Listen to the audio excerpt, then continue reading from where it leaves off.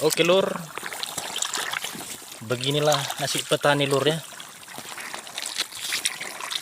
Tiap hari makanannya kelumpur terus.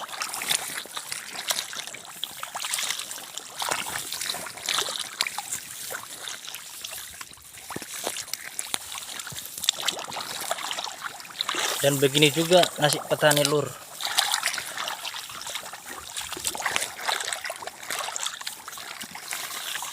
Semua harus dikerjakan,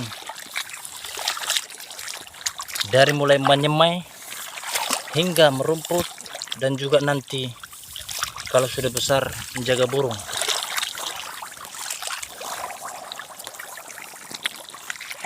Beginilah lur kegiatan di sawah.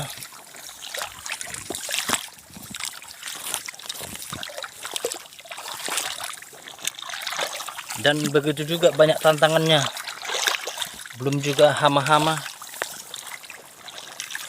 yang akan kita hadapi.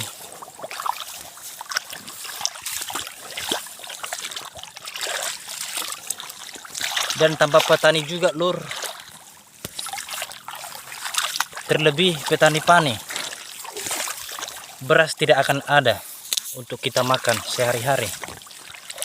Maka dari itu, cintailah pekerjaan kita. Apapun itu pekerjaan kita, kita harus tetap bersyukur dan semangat. Oke lur, salam dari saya, petani lumpur.